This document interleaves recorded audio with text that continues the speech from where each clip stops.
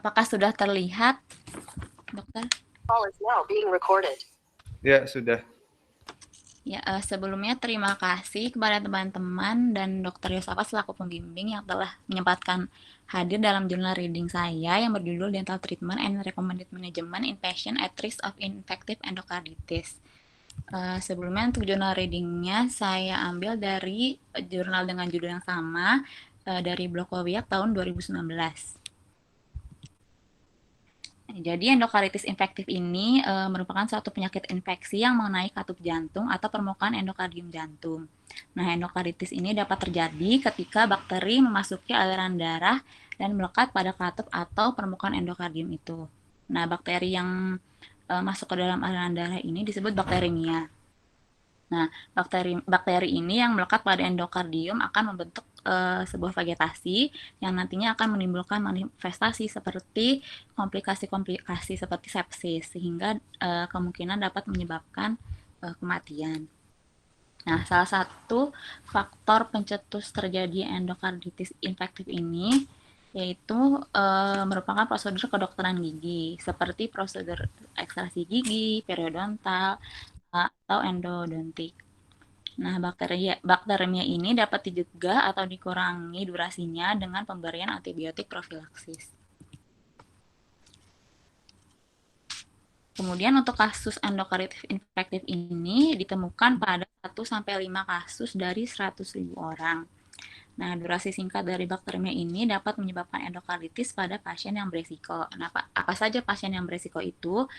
Pasien yang berisiko ini yang pertama adalah pasien dengan penyakit jantung kongenital, kemudian pasien dengan riwayat endokarditis infektif sebelumnya, dan pasien yang memakai katup jantung prostetik atau ring jantung. Nah, kemudian untuk mikroorganisme utama penyebab endokarditis infektif ini adalah golongan Streptococcus.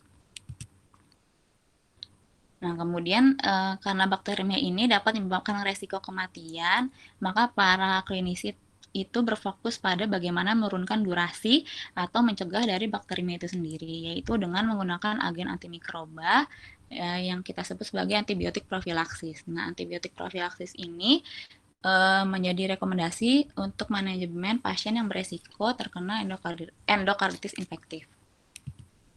Nah, terdapat 3 rekomendasi utama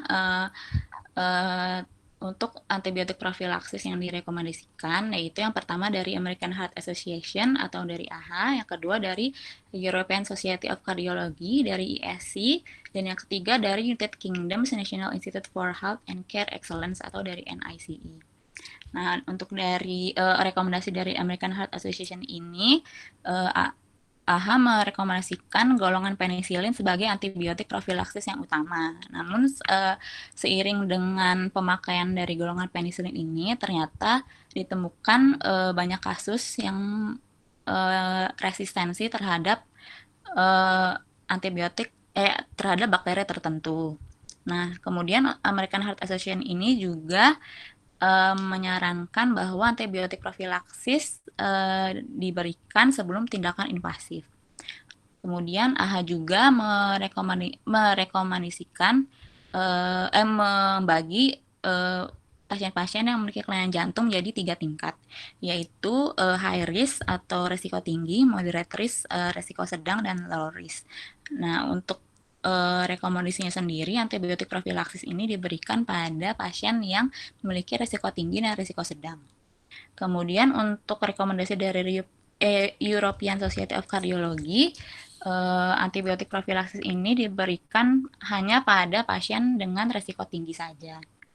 Kemudian untuk rekomendasi dari United Kingdom National Institute, ini agak berbeda dengan rekomendasi 2 lainnya dari NICE, hanya tidak merekomendasikan antibiotik profilaksis sama sekali untuk keseluruhan prosedur kedokteran gigi. Nah, hal ini karena banyak studi yang menyatakan tidak adanya peningkatan resiko endokarditis infektif yang signifikan terhadap dilakukannya prosedur kedokteran gigi. Nah, oleh karena itu, penggunaan antibiotik profilaksis ini sudah banyak dikurangi karena keefektifan dan keamanan antibiotik ini juga masih dipertanyakan. Nah, tujuan dari jurnal reading ini adalah untuk mengetahui hubungan antara endokarditis, prosedur dental, keefektifan, serta keamanan dari penggunaan antibiotik profilaksis itu. Kemudian juga untuk mengetahui strategi dan rekomendasi dalam manajemen dental pasien yang beresiko terkena endokarditis infektif. Nah, terdapat 3 syarat dalam penata laksanaan bakteremia dan resiko endokarditis infektif yang berhubungan dengan prosedur dental, yaitu yang pertama adalah dokter gigi harus dapat memperkirakan resiko endokarditis infektif yang disebabkan oleh prosedur gigi. Kemudian dokter gigi juga harus dapat menganalisa potensi terjadinya endokarditis yang dikaitkan dengan status gigi dan mulut, kebersihan mulut, dan jenis-jenis prosedur gigi yang dilakukan. Kemudian dokter gigi juga harus dapat memberi instruksi kepada pasien dalam menjaga kebersihan mulut dalam mengendalikan infeksi sehingga dapat meminimalisir penggunaan antibiotik profilaksis. Kemudian beberapa penelitian juga menyatakan terdapat perbedaan kesehatan gigi dan mulut pada pasien yang tidak beresiko dan pasien dengan yang memiliki penyakit jantung bawaan. Nah, diantaranya adalah Streptococcus ini tumbuh lebih banyak di rongga mulut pasien jantung. Kemudian pasien jantung juga rentan terhadap periodontitis, karies, dan infeksi gigi lainnya. Kemudian beberapa penelitian lain juga menyatakan 8-10% kasus endokarditis infektif ini berkaitan dengan infeksi mulut tanpa perdarahan. Hal ini karena adanya peningkatan permeabilitas epitelium yang menyebabkan peningkatan leukosit dan fibrinogen sehingga sirkulasi darah akan berkurang dan bakteri akan cepat masuk. Kemudian untuk prevalensi karies dan gingivitis pada anak dengan kelainan penyakit jantung bawaan juga lebih tinggi dibandingkan pada anak sehat. Nah, hal ini dikarenakan karena terdapat faktor-faktor resiko yang mendorong mengapa prevalensi karies dan gingivitis pada anak jauh lebih tinggi. Nah, faktor resikonya ini adalah kebersihan mulut yang buruk, kemudian penyakit sistemik yang menyertai, dan penggunaan obat yang berbeda. Sehingga penggunaan obat yang berbeda ini dapat merubah flora normal di rongga mulut. Kemudian terdapat hubungan antara penyakit periodontal dan pasien dengan penyakit jantung bawaan, yaitu terdapat resiko karies dan periodontitis yang tinggi pada pasien jantung, juga akan meningkatkan frekuensi terjadinya endokarditis infektif dibandingkan jika melakukan prosedur dental itu sendiri. Nah, kemudian studi epidemiologis juga menyatakan bahwa sekitar 14-20% kasus dari endokarditis infektif ini berhubungan dengan kegiatan sehari-hari. Nah, kegiatan sehari-harinya itu apa saja? Yaitu menggosok gigi, kemudian flossing, kemudian memakai tusuk gigi. Nah, kegiatan sehari-hari ini dapat meningkatkan resiko bakteremia dalam jangka pendek, tetapi juga dapat menurunkan resiko endokarditis dalam jangka panjang. Kemudian penelitian yang lain juga menyatakan bahwa menggosok gigi 2 kali sehari pada anak-anak itu akan meningkatkan resiko bakteremia sehingga 154.000 kali dibandingkan dengan pencabutan gigi sederhana. Kemudian adanya hubungan antara penyakit gingiva dan periodontal serta resiko bakteremia setelah pencabutan gigi. Nah, menurut Lockhart dan kawan-kawan, terdapat hubungan langsung antara plak gigi dan inflamasi gingiva dengan bakteremia Streptococcus viridans. Kemudian menurut Duval dalam penelitiannya juga peningkatan resiko bakteremia terkait endokarditis pada pasien dengan kebersihan mulut yang buruk ini belum cukup untuk menginduksi endokarditis infektif. Nah, berikut ini adalah beberapa kegiatan yang menginsidensi bakteremia pada aktivitas sehari-hari. Jadi contohnya adalah sikat gigi dan flossing itu berkontribusi sekitar 20-68% terhadap bakteremia. Kemudian penggunaan tusuk gigi dan penggunaan irigasi air itu 7%. Kemudian untuk pengunyahan makanan sekitar 51%. Nah, untuk bakteremia yang disebabkan kegiatan sehari-hari ini memiliki derajat yang rendah dengan durasi yang pendek. Oleh karena itu, tidak disarankan dan tidak realistis jika diberikan profilaksis pada bakteremia yang disebabkan oleh kegiatan sehari-hari. Nah, perlu ditekan juga kepada pasien bahwa menjaga kesehatan dan kebersihan mulut yang optimal, serta kunjungan dokter gigi secara rutin juga dapat mengurangi kejadian bakteremia pada aktivitas sehari-hari. Nah, oleh karena itu, pemeliharaan kesehatan mulut dan kebersihan yang baik akan jauh lebih penting dibandingkan pemakaian antibiotik profilaksis. Banyak kasus juga timbulnya endokarditis ini bisa terjadi beberapa bulan setelah prosedur, biasanya 2-3 bulan setelah prosedur.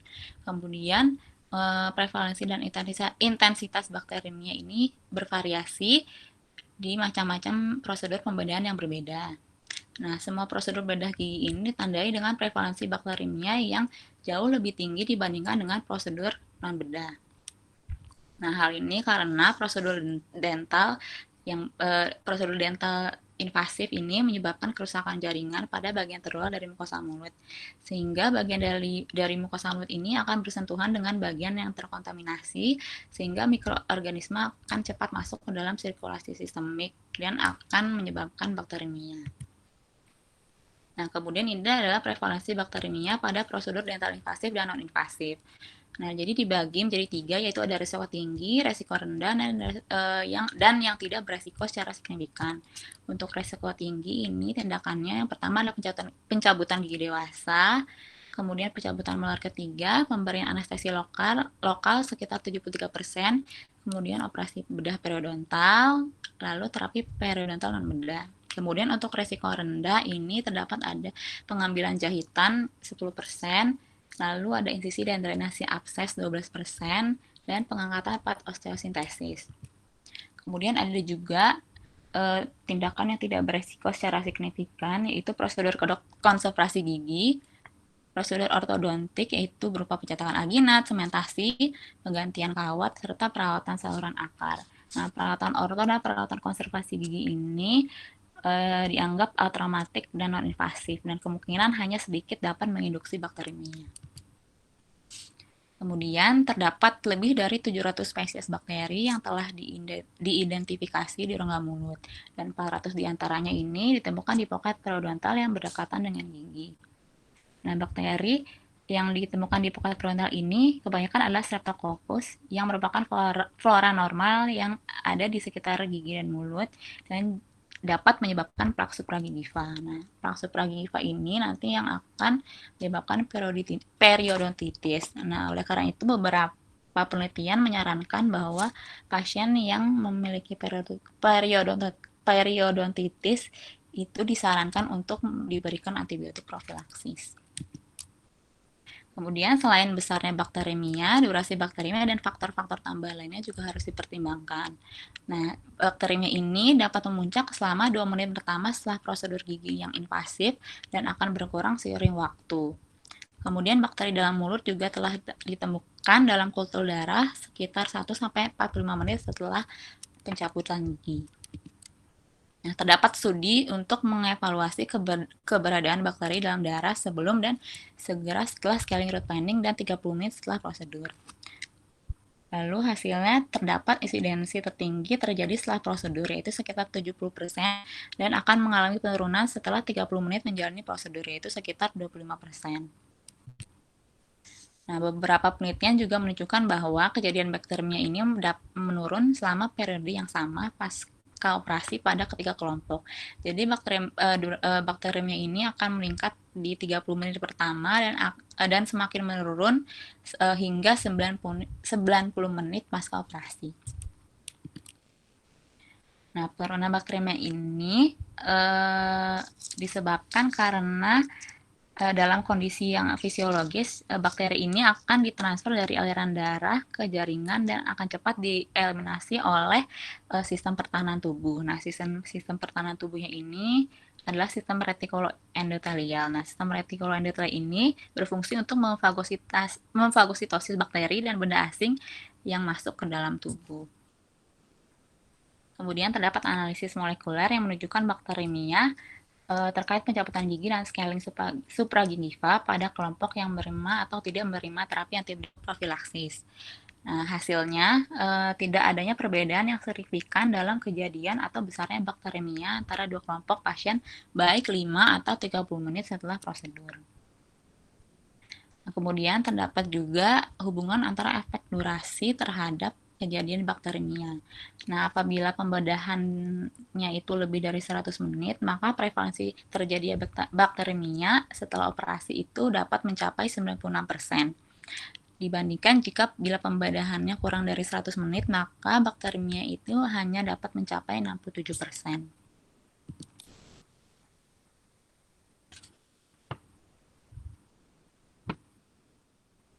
Nah, untuk rekomendasi terkait antibiotik profilaksis ini juga harus memanfaatkan potensi manfaat dan efek samping yang harus dipertimbangkan. Karena antibiotik ini juga tidak hanya membunuh bakteri, tapi juga dapat menghambat perlekatan bakteri. Akibatnya karena ketidakseimbangan antara aksi antibiotik yang tidak efektif dan efek samping yang ditimbulkan akan menjadi alasan dalam mengurangi antibiotik profilaksis itu. Nah, semua antibiotik yang direkomendasikan ini efektif melawan spesies bakteri penyebab endokarditis. Namun, penggunaan yang terlalu sering ini dapat menghasilkan spesies bakteri yang resisten terhadap obat. Contohnya ini adalah Viridans grup Streptococcus. Nah, Viridans grup Streptococcus ini dapat mengurangi jumlah antibiotik efektif yang tersedia untuk profilaksis endokarditis. Nah, contohnya ini adalah amoxicillin. Nah, amoxicillin ini sudah menyebabkan munculnya bakteri yang resisten. Nah, terdapat penelitian juga terhadap resistensi amoxicillin terhadap bakteri. Jadi subjek ini dibagi menjadi subjek yang menggunakan amoxicillin dalam 3 bulan dan subjek yang tidak menggunakan amoxicillin. Nah, hasilnya terdapat strain resisten di kedua subjek, namun strain resisten paling tinggi ini berada pada subjek sehat yang menggunakan amoxicillin dalam 3 bulan. Sementara untuk subjek sehat yang tidak menggunakan amoxicillin ini strain resistennya hanya 2,4%. Nah, ini berarti bahwa prevalensi bakteri resisten amoxicillin akan jauh lebih tinggi pada pasien yang beresiko endokarditis infektif. Nah, untuk antibiotik profilaksis yang direkomendasikan menurut dari ISC itu yang pertama ini adalah amoxicillin. Nah, amoxicillin ini banyak direkomendasikan sebagai antibiotik profilaksis utama, namun amoxicillin ini juga memiliki efek samping atau adverse drug reaction, yaitu sekitar 2,9% pasien ini setelah mengkonsumsi amoxicillin akan muncul timbul reaksi anafilaksis, alergi kulit, atau gangguan saluran cerna atau komplikasi. Nah, dosis tunggal dari amoxicillin ini sebelum prosedur dental dinyatakan aman bagi pasien yang tidak memiliki alergi.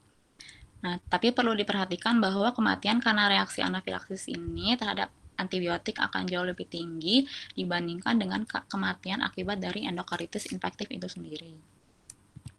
Nah, kemudian untuk pemilihan antibiotik profilaksis kedua adalah clindamycin. Nah, clindamycin ini dipakai jika pasien mengalami alergi terhadap golongan penisilin. Nah, namun clindamycin ini juga memiliki adverse drug reaction yang tinggi. Nah, adverse drug reaction yang paling parah ini terjadi pada infeksi Clostridium difficile. Nah, infeksi Clostridium difficile ini dia akan menyerang saluran pencernaan. Contohnya itu bisa terjadi diare. Lalu juga data menunjukkan penggunaan antibiotik yang sembarangan dapat meningkatkan resiko adverse drug reaction dan dapat melebihi dari resiko endokarditis itu sendiri. Kemudian beberapa uji coba juga menunjukkan antibiotik efektif dalam mengurangi kejadian bakteremia, namun tidak secara signifikan dapat melindungi pasien dari endokarditis. Nah, bakteremia ini merupakan langkah awal dalam perkembangan endokarditis. Endokarditis ini merupakan penyakit multifaktorial, sehingga diperlukan faktor pendorong untuk mencegah endokarditis infektif. Nah, faktor-faktor pendorongnya ini ini adalah status kebersihan gigi dan mulut, kemudian jenis flora yang berada di rongga mulut, dan mekanisme imun individu dari tiap pasien. Nah, sebagian uji klinis ini tidak mempertimbangkan faktor-faktor pendorong tadi dan hanya berkonsentrasi pada efektivitas antibiotik dalam mengurangi bakteremia. Nah, dalam strategi pencegahan endokarditis infektif, faktor-faktor tambahan seperti resiko kesehatan, efektivitas biaya, dan kepraktisan penggunaan antibiotik profilaksis secara rutin juga harus dipertimbangkan. Karena penggunaan antibiotik dalam kedokteran gigi ini dapat mewakili hingga 10% dari total penggunaan antibiotik. Dan karena itu resistensi bakteri juga harus diperhatikan. Nah, untuk pasien resiko tinggi memang masih terjadi perdebatan lebih baik memakai antibiotik profilaksis atau tanpa antibiotik profilaksis. Namun di sini perlu diperhatikan bahwa jika pasien dengan resiko tinggi tidak tidak diberi antibiotik profilaksis, maka komplikasi dari resiko terjadi endokaritis infektif itu akan lebih besar. Nah, karena akan lebih besar, maka kemungkinan terjadi komplikasinya juga akan semakin besar. Karena itu, biaya perawatan juga akan lebih tinggi dan hasil kesehatan juga mungkin akan lebih buruk. Hal ini berbeda tentunya jika dibandingkan dengan pasien resiko tinggi yang diberikan dengan antibiotik profilaksis. Nah, karena mereka sudah diberikan antibiotik profilaksis, maka kemungkinan besar resiko terjadinya endokaritis infektif ini dapat dikurangi, sehingga biaya perawatannya pun jauh lebih rendah dan hasil kesehatannya pun akan lebih baik. Nah, ini tadi menurut ISC pasien-pasien resiko tinggi apa saja yang disarankan memakai antibiotik profilaksis. Tadi sudah saya jelaskan di awal. Kemudian, terdapat strategi dan manajemen tambahan dalam mencegah endokaritis infektif ini sendiri. Nah, rekomendasi baru bagi pasien resiko sedang dan rendah ini terbatas pada menjaga kebersihan mulut dan pengendalian infeksi yang baik. Nah, dikarenakan adanya peningkatan resistensi terhadap antibiotik amoksisilin, maka penggunaan antibiotik golongan quinolon ini dapat menjadi alternatif. Nah, jika antibiotik profilaksis ini diberikan, maka perawatan dental harus dilakukan untuk mengurangi episode atau waktu kerja dari pemakaian antibiotik profilaksis. Dan pemakaian harus berlangsung setidaknya dalam 2 minggu. Lalu perawatan juga harus dihentikan dalam 3-4 hari jika pasien diketahui mengonsumsi obat antibiotik lain. Kemudian manajemen selanjutnya dalam pencegahan endokaritis infektif itu adalah dengan melakukan desinfeksi rongga mulut. Nah, dalam beberapa penelitian, desinfeksi rongga mulut ini terbukti dapat menggantikan fungsi antibiotik profilaksis dan sangat dianjurkan dalam menangani pasien yang beresiko rendah dan sedang.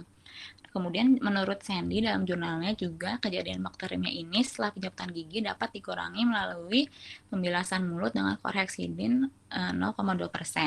Kemudian menurut Basilio dalam jurnalnya juga povidone iodin dan Chlorhexidin merupakan antiseptik terbaik dan antiseptik lain seperti senyawa iodium dan air teroksigenasi juga efektif dalam mencegah bakteriemia. Kemudian rekomendasi selanjutnya adalah perawatan non-bedah periodontal, yaitu berupa scaling ultrasonik yang dapat menghilangkan sebagian bakteri dengan tindakan pembilasan irigasi air. Namun beberapa ahli tidak setuju karena hal ini dapat menimbulkan trauma jaringan yang lebih tinggi. Nah, oleh karena itu beberapa ahli merekomendasikan untuk full mode ultrasonic scaling dikombinasikan dengan scaling manual dan 10 menit scaling root planning. Kemudian untuk penata laksanaan lain yang direkomendasikan adalah dengan menghindari prosedur gigi yang paling invasif dan mengganti dengan perawatan gigi yang non-invasif. Kemudian kesimpulannya untuk jurnal reading kali ini adalah penggunaan antibiotik profilaksis dalam mencegah endokaritis pada pasien beresiko masih diperdebatkan hingga saat ini. Kemudian penggunaan antibiotik harus mempertimbangkan faktor resiko, biaya, keamanan, dan efektivitas. Kemudian pemeliharaan kebersihan gigi dan mulut, mencegah infeksi mulut, serta meningkatkan kesehatan gigi dan mulut merupakan strategi awal dalam mencegah endokaritis infektif. Demikian jurnal reading saya.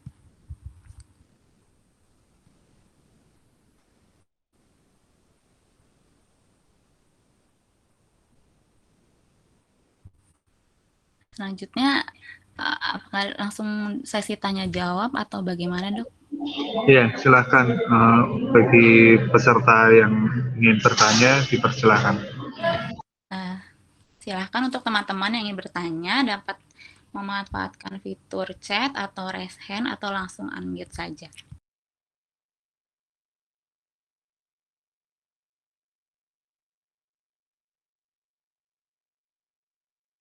Selamat siang, Sabrina dan Dr. Yosi. Siang. Saya Elis, angkatan 66, ingin bertanya. Tadi banyak dijelaskan tentang penggunaan antibiotik profilaksis yang ingin saya tanyakan. uh, tindakan invasif dental apa saja yang memerlukan antibiotik profilaksis? Terima kasih. Nah, dokter, ini apakah langsung dijawab atau ditampung dulu nih, dok? Langsung aja dijawab sambil iya. menampung. Saya akan mencoba menjawab pertanyaan Elis tadi ya. Tadi tindakan invasif dental apa saja memerlukan antibiotik profilaksis. Jadi berdasarkan guideline dari ISC tadi, prosedur dental yang disarankan untuk diberikan antibiotik profilaksis itu adalah prosedur dental yang memerlukan manipulasi gusi atau manipulasi periapikal. Jadi tindakannya itu yang merobek mukosa mulut, jadi termasuk scaling atau perawatan saluran akar. Nah, namun juga harus dilihat kembali penggunaannya hanya dianjurkan bagi pasien dengan risiko tinggi terkena endokaritis infektif. Seperti itu, Elis. Apakah sudah jelas? Baik, terima kasih Sabrina. Iya. Untuk selanjutnya, siapa yang ingin bertanya? Baik, selamat siang Dr. Yosafat dan Sabrina ingin bertanya. Tadi dijelaskan di tabel rekomendasi ESC tentang pemberian antibiotik profilaksis pada pasien dengan risiko tinggi. Lalu di dalam tabel dijelaskan bahwa rekomendasi tersebut masuk ke dalam kategori 2A dan level C. Bisa dijelaskan maksudnya bagaimana? Terima kasih. Iya, Hima, sebentar.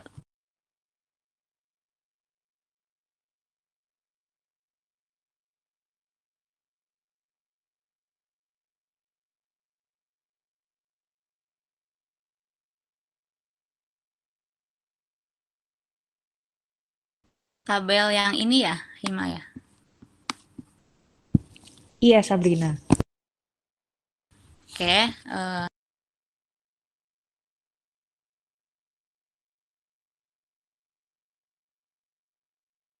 untuk tabel tersebut, jadi itu kan guideline dari ISC ya.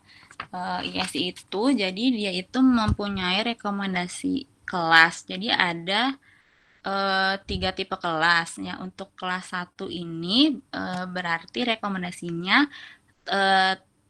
bahwa terdapat bukti atau kesepakatan terhadap prosedur kedokteran gigi ini. Nah, prosedur kedokteran gigi ini dinilai menguntungkan, bermanfaat dan efektif. Kemudian untuk kelas 2 itu masih terdapat bukti yang bertentangan terhadap efikasi atau kegunaan dari prosedur yang diberikan.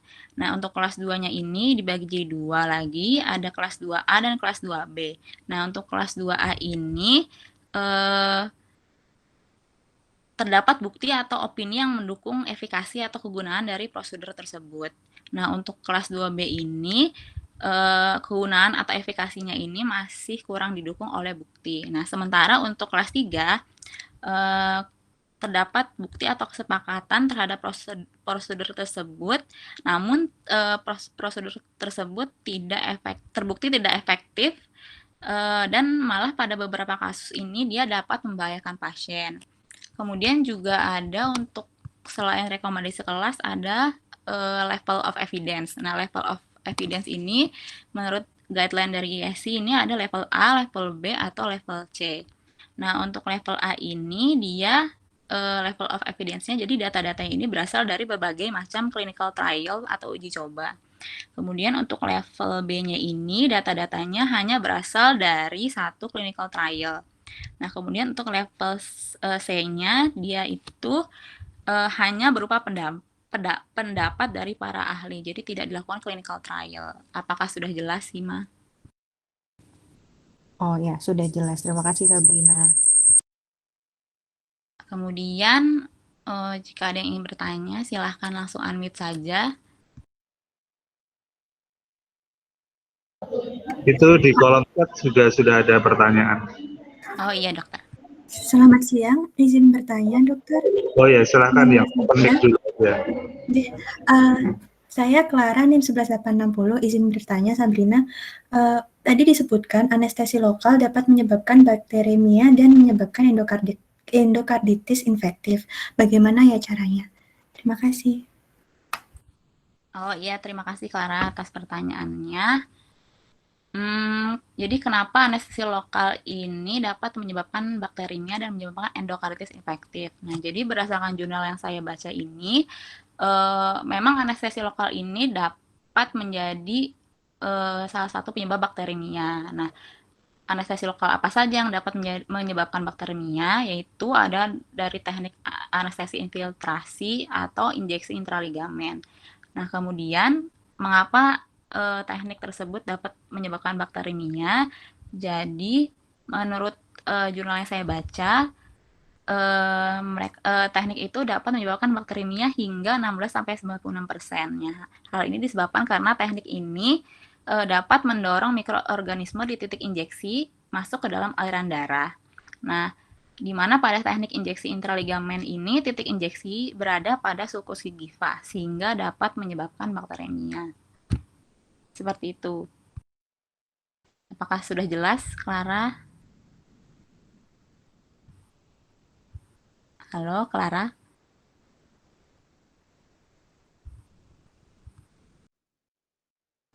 Sudah jelas, Sabrina. Terima kasih. Oh iya, terima kasih.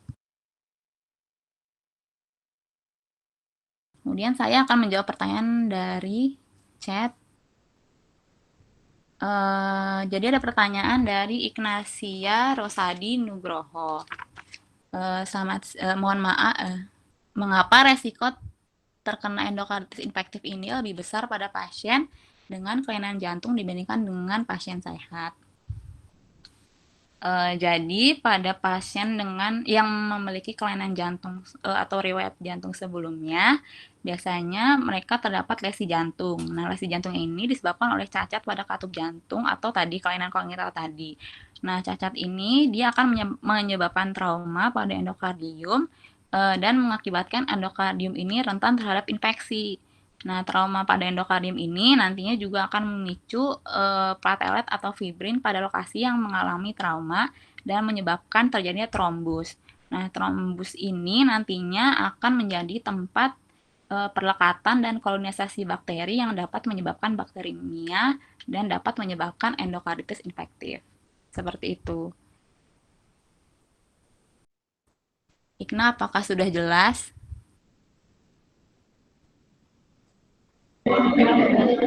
Ya, jadi sebenarnya kalau pasien endokarditis infektif itu pun sebelumnya biasanya dia mengalami kelainan jantung lain ya. Umumnya itu yang terjadi itu kelainan di katup jantungnya. Sehingga ada aliran darah balik dari yang bilik kotor ke bilik bersih. Itu yang menyebabkan terjadinya infektif endokarditis, sehingga ada perkembangbiakan bakteri di katup jantungnya itu, sehingga terjadi infeksi di jantungnya. Nah, itu tentu saja memiliki resiko yang lebih tinggi daripada pasien umum ya. Jadi memang kalau pasien dengan kelainan jantung apapun sebenarnya itu direkomendasikan untuk penggunaan antibiotik profilaksis. Baik, Dokter Yosi, terima kasih atas tambahannya. Kemudian saya akan melanjutkan menjawab pertanyaan dari Swandiva. Pertanyaannya adalah dari ketiga guidelines yang tadi disebutkan, kira-kira apakah ada yang paling baik atau direkomendasikan untuk penanganan pasien dengan resiko endokarditis? Jadi sampai saat ini sebenarnya masih menjadi perdebatan guidelines apa yang sebaiknya digunakan. Karena berdasarkan dari rekomendasi dari NICE sendiri, itu mereka telah melarang pemberian antibiotik profilaksis bagi semua pasien. Dan NICE ini dia menggantinya dengan kontrol oral hygiene yang baik. Nah, namun kebanyakan masih mengikuti rekomendasi dari American Heart Association dan ESC, yaitu dengan memberikan antibiotik profilaksis hanya pada pasien dengan resiko tinggi. Seperti yang tadi, yang pasien cacat kongenital, pasien dengan katup prostetik, atau pasien dengan riwayat endokarditis sebelumnya. Nah, hal ini untuk meminimalisir terjadinya bakteremia setelah prosedur-dental, walaupun mungkin resikonya kecil. Seperti itu. Pas sudah jelas, Wan Diva?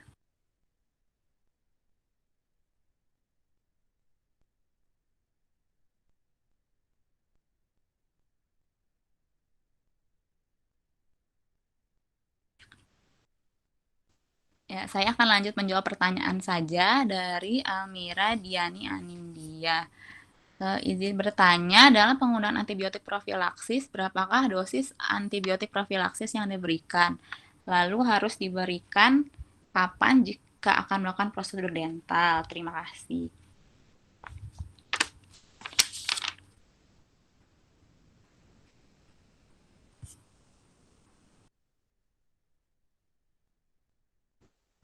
Jadi saya akan menjawab pertanyaan dari Almira. Berapa dosis antibiotik profilaksis yang diberikan? Untuk profilaksis dari endokardit infektif ini, sesuai dengan rekomendasi dari ISC, pemberian amoksisilin diberikan dengan dosis 2 gram. Lalu jika alergi amoksisilin, maka pasien dapat diberikan clindamycin sebanyak 600 mg secara per oral atau intravena. Kemudian kapan diberikannya? Biasanya diberikannya 30-60 menit sebelum tindakan. Begitu. Apakah sudah jelas, Almira?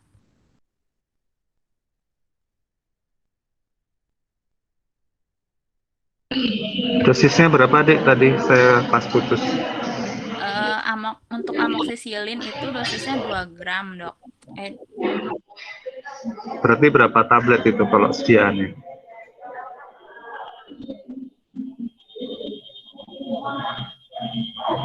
1 tablet, dok.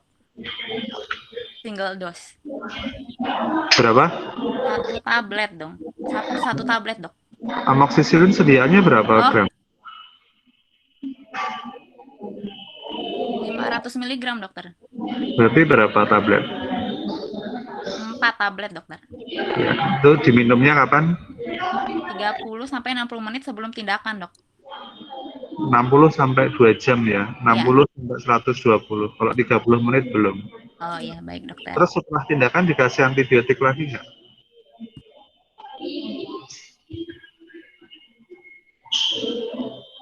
Jika sebelum tindakan sudah diberikan, maka tidak perlu lagi, dokter.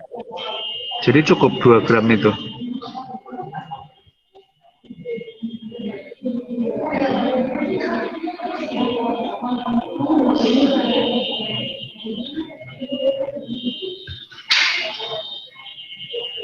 Mohon maaf, dokter, mungkin saya akan mencari jawabannya lagi, dok. Enggak, jadi ya memang namanya profilaksis itu ya sebelum tindakan. Jadi kalau sudah diberikan antibiotik profilaksis setelah tindakan nggak perlu antibiotik lagi ya? Iya, dok. Nah, udah tak bantu cari. Oh iya, baik, dok. Terima kasih. Ya, selanjutnya. Saya akan menjawab pertanyaan dari Salma Nabiha. Selain golongan Streptococcus, mikroorganisme apa saja yang dapat menyebabkan endokarditis infektif? Kemudian macam-macam endokarditis infektif itu apa saja? Terima kasih. Jadi selain golongan Streptococcus ini ada beberapa mikroorganisme yang dapat menyebabkan endokarditis. Nah, salah satu ini golongan Enterococcus atau Enterococcus faecalis. Nah, tapi kasus endokarditis infektif terhadap Enterococcus ini jarang ditemukan. Nah, kemudian ada juga penyebabnya yaitu golongan Staphylococcus, yaitu Staphylococcus aureus. Nah, Staphylococcus aureus ini dia menjadi penyebab kedua terbanyak dari endokarditis infektif. Kemudian golongan fungi juga ada, yaitu Candida albicans. Nah, tapi Candida albicans ini biasanya dia menginfeksi katup jantung buatan, katup jantung prostetik, seperti itu.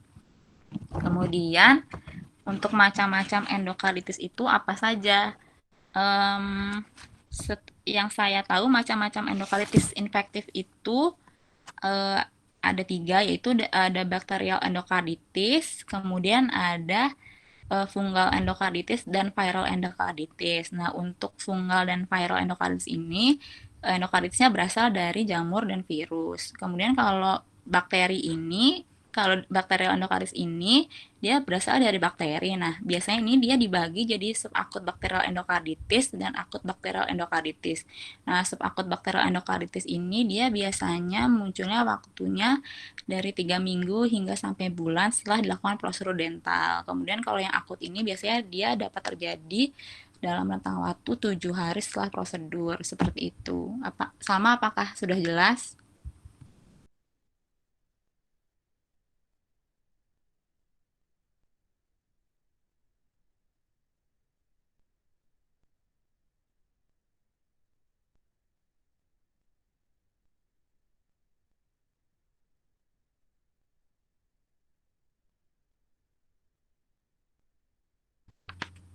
Ya, saya akan lanjutkan membaca pertanyaan. Untuk Firizki Nabila,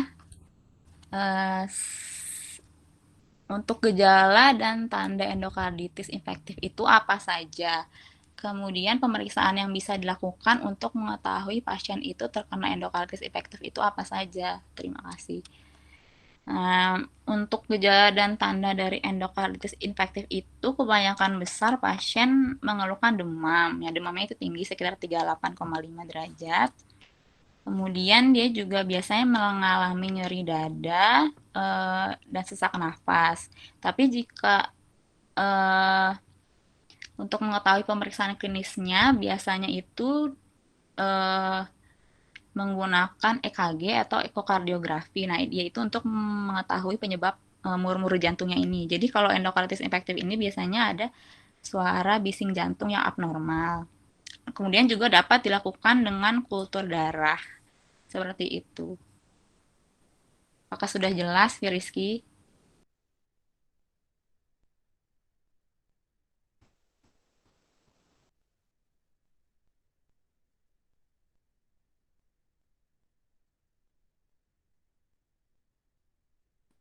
Ya, saya akan lanjut saja menjawab pertanyaan. Pertanyaan berikutnya dari Safira Anandia. Di antara antibiotik profilaksis yang disebutkan seperti amoksisilin dan Quinda, manakah yang paling efektif untuk mencegah infeksi endokarditis? Dan apakah ada alternatif lain selain dua antibiotik tersebut? Terima kasih.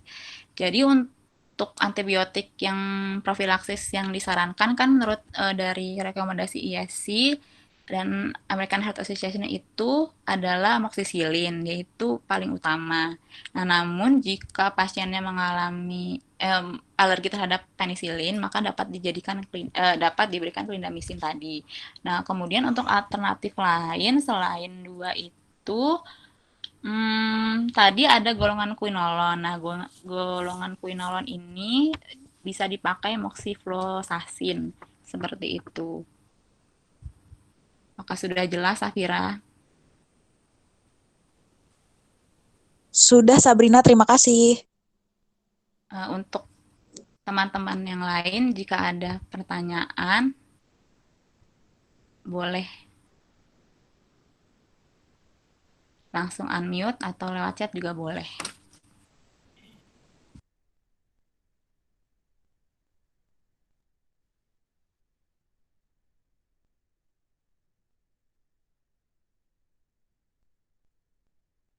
Bagi teman-teman yang lain yang ingin bertanya, silahkan.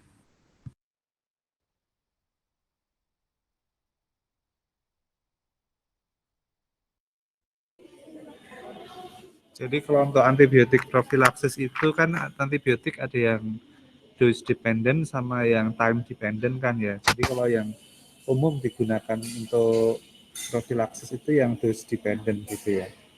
Itu apa aja bisa. Banyak sih yang antibiotik yang dose dependent.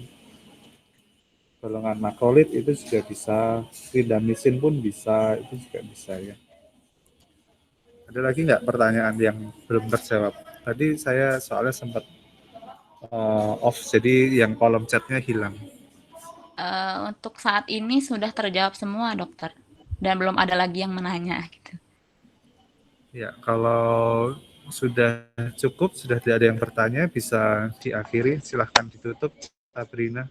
Ya, terima kasih untuk teman-teman Dr. Yosafat yang telah hadir dalam jurnal meeting. Semoga ilmunya bermanfaat Saya akhiri jurnal reading kali ini. Terima kasih. Assalamualaikum warahmatullahi wabarakatuh.